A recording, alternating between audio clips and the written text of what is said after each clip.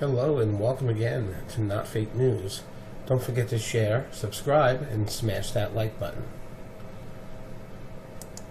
We have a couple breaking stories for you, so let's do this. First, a story by Emily Noack. Oh no, she didn't. Comedian Chelsea Handler just insulted Melania with 3 words that will even shock the alt-left. And also, justice served. Judge Janine just said 5 words about Trump that'll make the Dems run in fear. Actually, this is an older one. Sorry. I already did that one. I'll try to find something else at the end. Oh, no, she didn't. Comedian Chelsea Handler just insulted Melania. Yeah, her. Ugh, what's wrong with these people? So-called comedians have a lot of sick ideas about what's funny when it comes to President Trump and his family. Chelsea Handler really takes the cake, though, for being the absolute pinnacle of leftist hypocrisy. Handler wrote this sick tweet about the First Lady. People think the First Lady of Japan pretended not to speak English to avoid talking to Trump. It's called #pulling a Melania. Let's just break that down, how ridiculous and offensive it really is. It's an advertisement. First, the left have been saying for a few days now that the Japanese First Lady pretended not to speak English so she wouldn't have to talk to President Trump. This seems highly unlikely, but true to form, the mainstream media is in hysterics. 2. Melania and the president have a great marriage, but the left likes to pretend that they don't. 3. Why is Handler making fun of Melania's accent? I thought the left loved immigrants. This isn't the first time Handler made offensive comments about our First Lady's accent. Earlier saying in an interview with Variety, Melania can barely speak English. Melania actually speaks 6 languages: English, French, German, Italian, Slovenian, and Serbo-Croatian. And she has also taught her son Baron French and Slovenian. Here's a clip of Melania speaking French.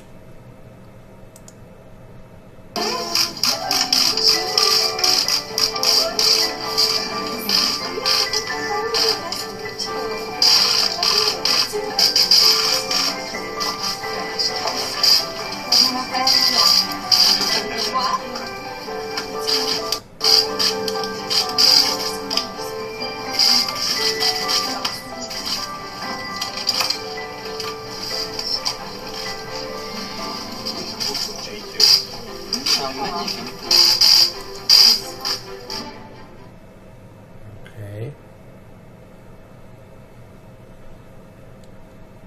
You would think the left would be proud to have such a multilingual international family, but they are only impressed when it suits their political agenda. Oh well. Share this 10,000 times. No, 100,000 times if you're proud of Melania and tired of the hate coming from the left. And what is this? Melania Trump rumored boyfriend? Who is Hank? Yeah, I'll waste your time with that one. Psh. Let's do this one. Because remember I said the other story I did? Content should be managed in a state-of-the-art way. Why would you spend so much time working on it otherwise? Welcome to the... And the White House ready to hit the ground running next week with a new commander at the helm of the communications team. It comes after a sudden shakeup in the West Wing. Sean Spicer announcing his resignation on Friday as the president's press secretary. The job now falls to his former deputy Sarah Huckabee Sanders. Financier Anthony Scaramucci is coming on board as the White House communications director, a position that will put him in charge of crafting the messages and strategy for the entire communications operation. Joining me now is Newt Gingrich. She is former Speaker of the House, author of the New York Times best-selling book, Understanding Trump, and also a Fox News contributor. Mr. Speaker, good to have you. Thanks so much for being here. It's good to be with you. Your reaction to Anthony Scaramucci in the job, how does this change things for the White House? Well, first of all, I think he's a great choice because the president likes him and trusts him, and the chemistry will be very, very good. Scaramucci's very smart. He also is very clever. I think he'll be a fighter, but he won't be hostile. I think he'll be friendly with the press, but he'll also be very direct and very tough in taking on things that he thinks are false allegations or things that he thinks are just plain inaccurate. I also think promoting Sarah Huckabee was really a good idea. She has done a great job. She has her personality that I think is going to wear very well with the American people. And the combination of the two of them may turn out to be a very, very effective duo in hammering home the president's strategy. Remember, this president will be in a war with the elite establishment for every single day of his 2 terms. So for 8 years, they're going to be in a fight, and they just need to relax and have people like Scaramucci who are comfortable fighting, and then people like Sarah who are very good at making the press feel comfortable while she calmly and pleasantly disagrees with them. Yeah, I think you make a great point. Sarah Huckabee Sanders has done a very good job. She deserves that promotion. And as far as Scaramucci, I think one takeaway that I had was the fact that he believes in the agenda, Newt. He actually understands that lower taxes, smaller government, lower regulations will impact economic growth, so he's going to make that a priority. Well, and you've had him on your show many, many times. Yes. So you know what an engaging personality is, how much energy he has. And I think, frankly, if you're going to be one of the folks who is a shield bearer for Donald Trump, you had better have a ton of energy because you're trying to keep up with somebody who's a whirlwind and who's fairly unpredictable. So I'm looking forward to seeing Scaramucci in this job, and I think I think he'll probably do a really good job, particularly because the next big phase is going to be tax cuts, economic growth, things he knows so well that he'll be able to, I think, dominate the news media on those kind of topics pretty decisively. Right, in terms of setting the tone on what's important. And to that end, you have come up with a white paper here, Republican Mid-Course Correction. Let's talk about that, because you're saying the White House, the House, the Senate Republicans need to jointly assess their team's first 6 months. Sure. So where are we? Tell us about it. I mean, think of it being like a football game. It's halftime. As I've said to several Republican leaders, do you really want to repeat the last 6 months? Everyone has said to me, no. Well, if you don't want to repeat it, you got to change. And I think the first big change is to really emphasize by Thanksgiving having a tax cut bill signed into law, which means it has to be fairly simple, fairly straightforward. I think they ought to drop tax reform as a goal, go to tax cut as a goal, recognize that if we don't have economic growth in the first and second quarter of next year that proves we're the party of jobs and prosperity and take-home pay, we could lose the House and be faced with Speaker Pelosi for the last 2 years of this term. I think that would be a disaster of such proportions that every Republican, White House, Senate, House, ought to focus in on, make August jobs and take-home pay and economic growth month, get the bill through the House in September, get it through the Senate in October, get the bill signed by Thanksgiving. It gives Republicans something to talk about, hold town hall meetings on jobs, economic growth, and take-home pay. If the left wants to come, let them. The last president had the weakest 8 years in modern history. Weaker, I mean, what's worse than the Great Depression in terms of economic growth? It is astonishing. Obama's best year was slower than Bill Clinton's worst year. Now, that's astonishing. And we just need to draw the contrast and say, look, those of you who want to go off and talk about Russia, feel free. We want to talk about jobs, take-home pay, economic growth, because they're the key to America's future. Yeah, and that's why the communications and the messaging is so important, and that's where Anthony Scaramucci comes in. He's got to make sure that that is front and center in terms of the agenda, and not the noise that are all of these hearings in terms of Russia. By the way, why aren't there more hearings on tax reform, Newt? How come? I mean, there was a hearing on a subcommittee out of the House Ways and Means Committee last week did a hearing on simplicity, but how come we're seeing so many testimonies on Russia and no testimonies on repeal and replace? No explanation on tax reform, on tax cuts. Well, look, I think it's a mistake, and I mean, I do think the Ways and Means Committee has done a lot of hearings. But one of the great problems Republicans have is a passion for being boring. I mean, and again, Scaramucci clearly is not a guy who believes in being boring, so I think he will liven it up. But we should be talking about economic growth. We should be talking about jobs. We should get the tax rate down to 15% for business, including a pass-through for small businesses. We ought to have a very substantial middle-class tax cut, probably by doubling the deduction. We ought to get the money back from overseas with repatriation. There are 3 or 4 simple things we can do, and if you went home and you said to people, you want to say you met with your local small businesses and said, if you were at 15% business tax, what would you do? How much better off would you be? Right. You'd suddenly have people get excited about something in Washington and you'd have positive pressure on Congress, including the Democrats. I mean, let the Democrats go home and explain why they want you to pay higher taxes, have fewer jobs, have less take-home pay. I think that a lot of Democrats will break under that kind of pressure. Yeah, and in your notes, you say based on the successes of 1981 to 1988 and then 1994 to 1997, some key principles for success stand out. One of them is if you develop effective communications about popular policies, we should be able to build big enough social media communities of support to both reinforce members and to add pressure to the Democrats. But what do you do when you've got these Senate leaders basically saying, no, we're not going to vote, getting in the way of any legislative victory? Well, I think, first of all, on the Republican side, I think you can shape a tax cut bill that every Republican senator can be for. Right. I mean, this is why I always wanted them to start with taxes and infrastructure, because you can build a huge bipartisan majority. Right. Reagan, but what it requires is every cabinet officer should be assigned speeches in August on jobs and economic growth and take-home pay. The president, I think, ought to give an Oval Office address for the first time. We got to jump. New, great to see you, sir. Thanks so much. Oh, I'm feeling clicky right now. Like I want to click on something else. Feeling clicky. I saw this. I did that video. It says the White House is strong. Who did he talk to there? Jake Tapper. Oh my God! If you didn't see that one that I did, you need to watch it. Jake Tapper and Anthony Scaramucci. It's pretty amazing. Pretty amazing.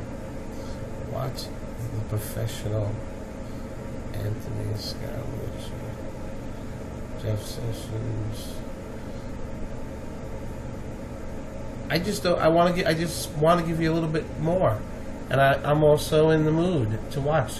What's this one?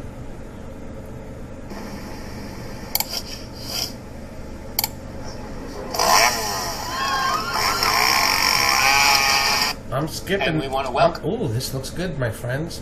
I'm skipping the break.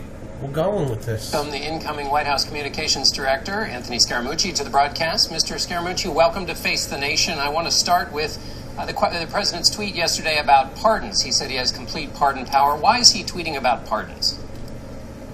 Well, I think that unfortunately he may have had a conversation in the Oval Office or somewhere about it, and then people rush out to leak that information to people. It's just very unprofessional and very harmful.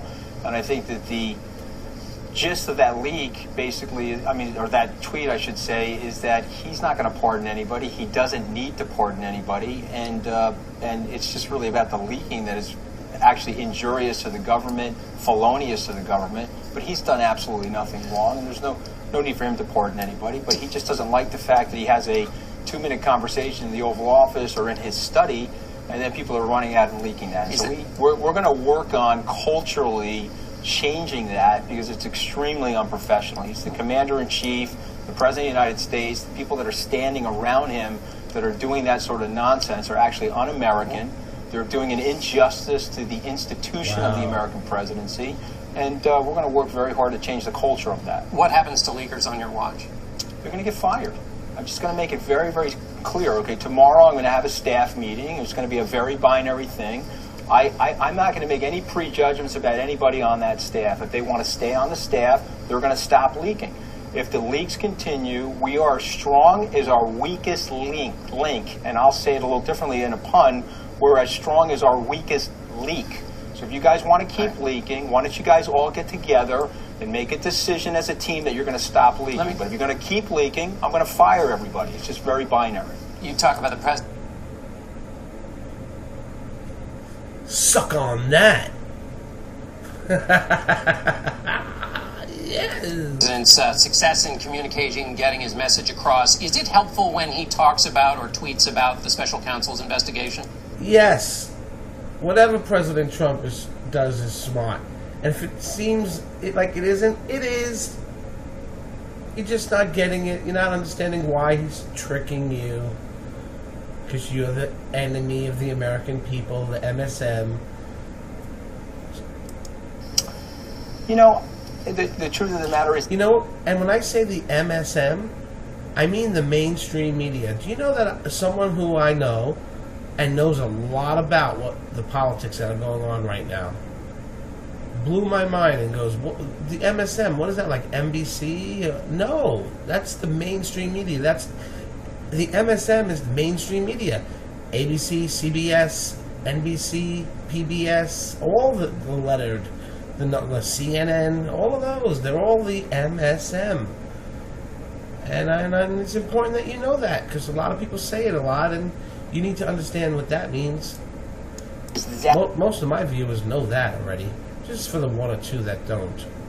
That is the president. That's the crystal essence of the president. And so some of you guys in the media think it's not helpful, but if he thinks it's helpful to him, let him do it. At the end of the day, I think when those investigations are over, it'll be another chapter in Washington Scandals Incorporated, that we had to have a scandal going on and gin up all this sort of nonsense so that we could distract the president from his agenda and his people and run around chasing something that's all about nothing.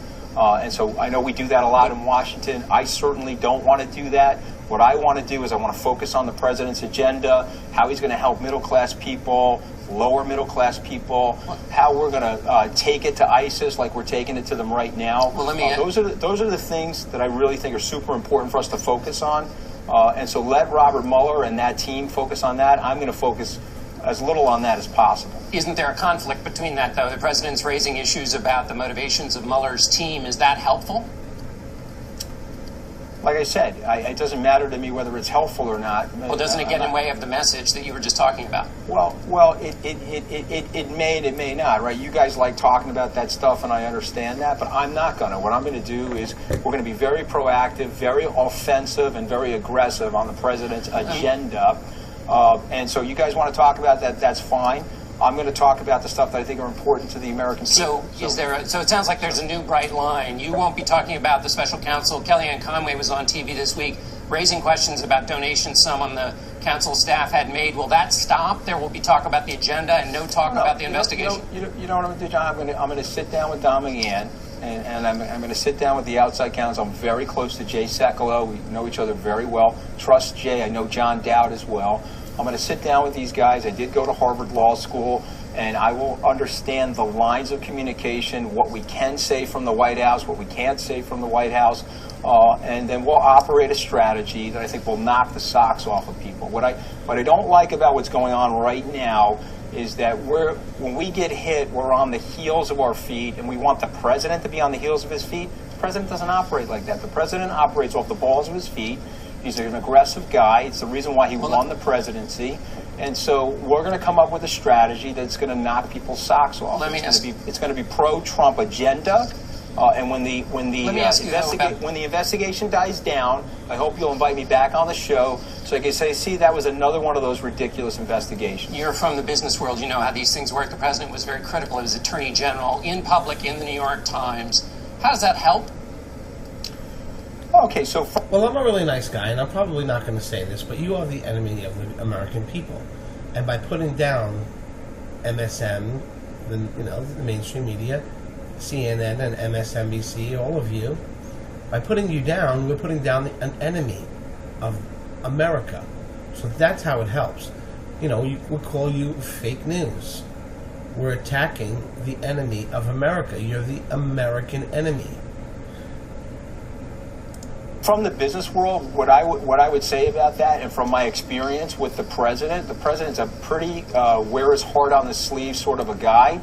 If people are very, very thin-skinned, I think it's going to be super tough to work for this president.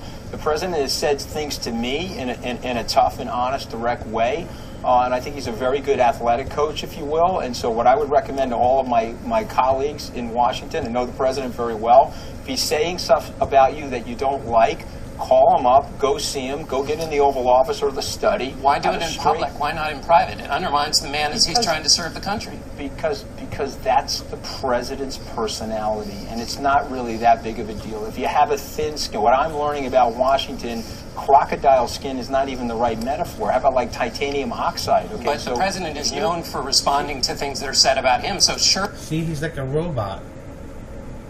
Surely, he responds to everything that's said about him. Does he have thin skin? does the president? Actually, the president doesn't have thin skin, but what the president is a fighter. The president doesn't like people saying stuff about him, and he wants them to stop it, and so he hits back. You know, what I enjoy about that, if you're saying something about him that he doesn't like, and then he says something about you, all of a sudden you get upset. But then you don't want him to get upset when you're saying stuff about him. It's asymmetrical nonsense.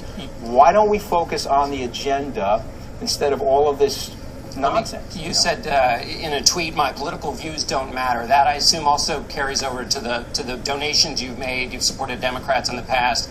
All that doesn't matter for you doing your job.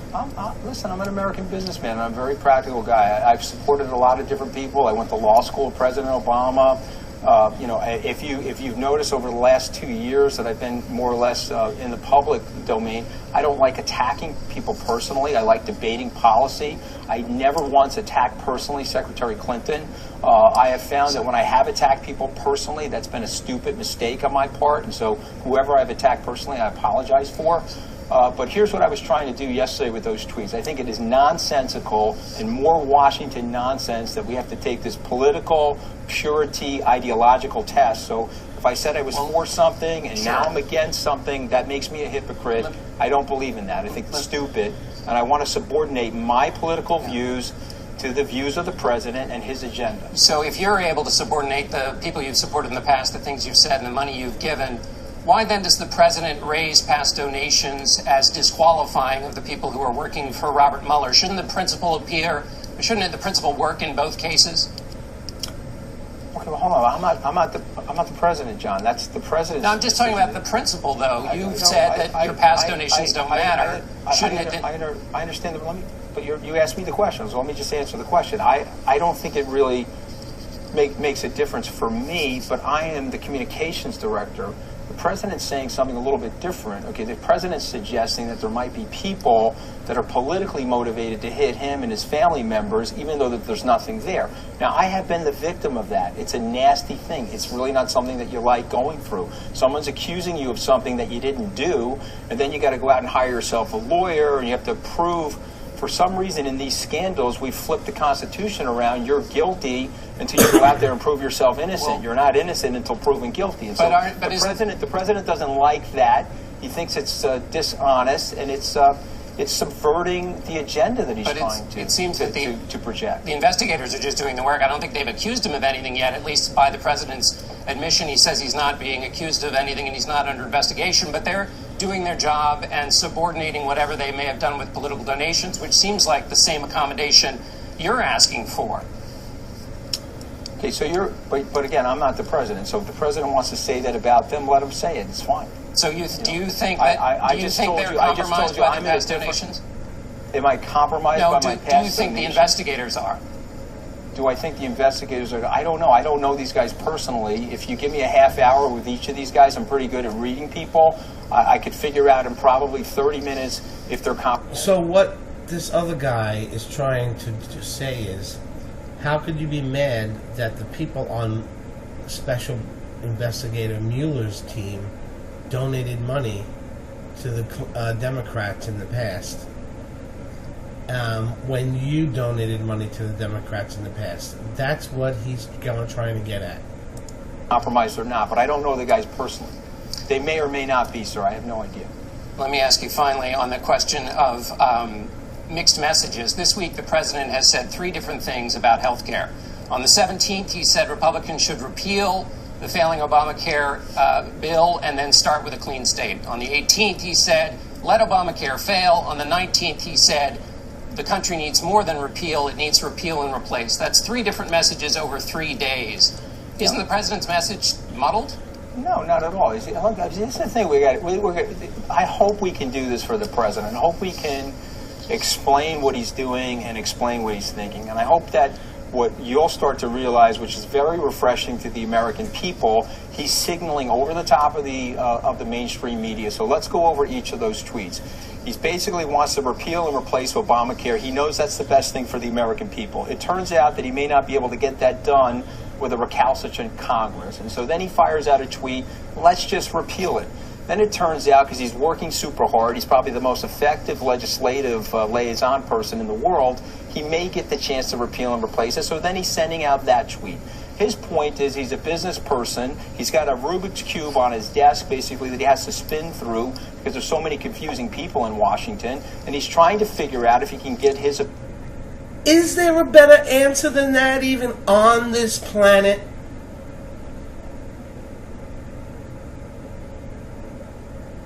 I couldn't write a better answer than that if you gave me 10 years. Objectives done, which are to repeal and replace Obamacare. But the members of Congress working working on this Washington? bill, There's a lot of different interests there, sir. Oh, he feels it right now.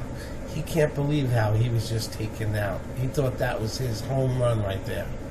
Senators working on the bill right now have no idea what his position is. He's beating them up on the one hand, then he's saying they should do this and that. I guess that's the point, is that the message is mixed to them. There's not one person in Washington that doesn't know the president's position. And if there is, and hopefully they watch your show because you got a great show, he would like to repeal and replace Obamacare. That's what he would like to do. If you're going to stop him from doing that, the next best thing would be to repeal Obamacare. If you're not going to repeal and replace Obamacare, then the third best thing is let it implode. Because if you let it implode, there'll be a big enough crisis, and unfortunately in this town called Washington, these politicians respond better to crises than they do to just practical problem solving, which we could do right now before the implosion. So I think... Wow. Nice job, Mr. Scaramucci. On a gradient, that's what the president's saying, John. Will the president get what he wants next week? Will it pass? I don't know if he's going to get what he wants next week, but he's going to get what he wants eventually, because this guy always gets what he wants, okay? What I know about President Trump is that the world, he's got very, very good karma. He's very, very good to the people that are super close to him. Look at how great his kids turned out. You can't fake good kids. And the world turns back to President Trump. And so my prediction is he's going to get exactly what he wants. He's going to get health care reform. He's going to get tax reform. And he's going to start to put the deregulatory pillars in place so that our businesses and our economies can grow again. Community banks can start lending again. And the people that I grew up with, the people in my neighborhood that have been struggling with low income and low wages, are going to see a burst in economic activity. And he's going to get reelected. And we're going to work on that feverishly over the next 2.5, 3 years. Final question. The Senate and the House have passed sanctions legislation on Russia, or are going to. Will the president sign that? And if not, what more does he need to know about, what more does the president need to know about Russians' interference with the election? That's a really good question. So I haven't seen any of that information, so I don't know the answer to that. I also don't know the answer to whether or not he's going to sign it. But we'll know shortly, and when we do, whether he signs it or he doesn't sign it, if you invite me back on, I'll try to explain to you the rationale and the reasoning that went into that decision. All right, Anthony Scaramucci, thanks so much for being with us. We'll be back in a minute with a lot more. Wow. I can't... God, man, this guy is awesome. He really is. Perfect. He hit that out of the park. We're talking a no-hitter. He just pitched a no-hitter. Okay. That's it, folks. Hope you enjoyed this episode of Not Fake News. I sure did. See you next time. Don't forget to share, subscribe, and smash that like button. Don't forget, when you subscribe, you have to hit subscribe, the bell, and check the box for notifications. Then you're subscribed. Otherwise, you're not. They made, what can I tell you? That they made it harder. YouTube made it harder to subscribe. But if you love the channel, you love Not Fake News, join the resistance, subscribe. Thanks for watching Not Fake News. We get it right. Loved immigrants. This isn't the first time Handler made offensive comments about our First Lady's accent. Earlier saying in an interview with Variety, Melania can barely speak English. Melania actually speaks 6 languages: English, French, German, Italian, Slovenian, and Serbo-Croatian. And she has also taught her son Baron French and Slovenian. Here's a clip of Melania speaking French.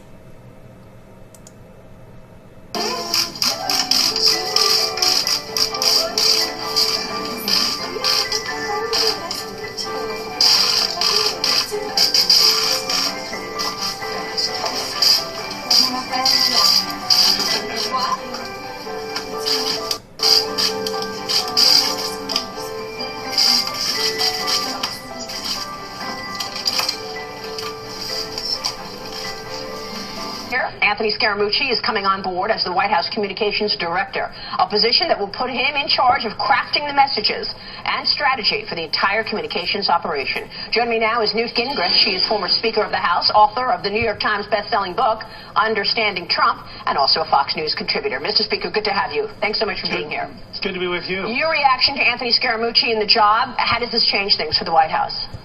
Well, first of all, I think he's a great choice because the president likes him and trusts him, and the chemistry will be very, very good. Scaramucci's very smart. He also is very clever. I think he'll be a fighter, but he won't be hostile. I think he'll be friendly with the press, but he'll also be very direct and very tough in taking on things that he thinks are false allegations or things that he thinks are just plain inaccurate. I also think promoting Sarah Huckabee was really a good idea. She has done a great job. She has her personality that I think is going to wear very well with the American people. And the combination of the two of them may turn out to be a very, very effective duo in hammering home the president's.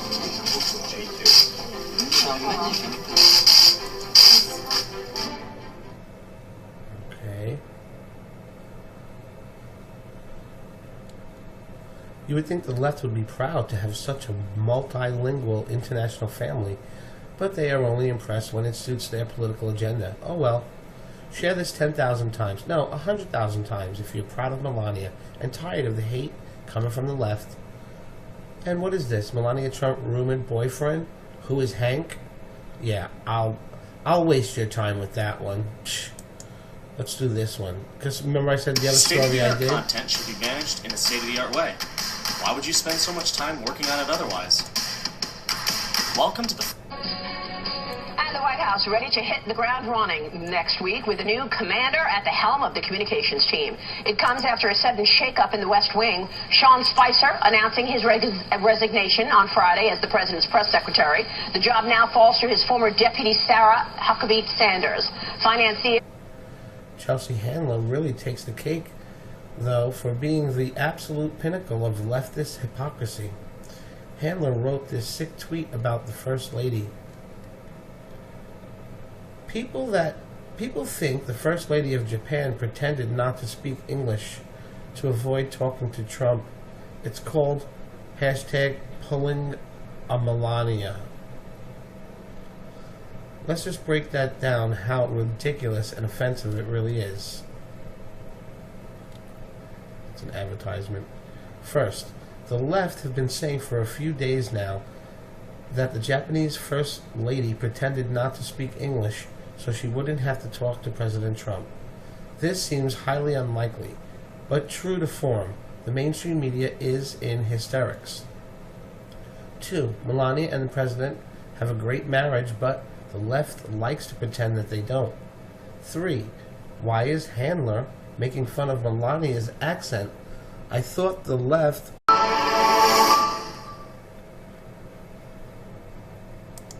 Hello and welcome again to Not Fake News.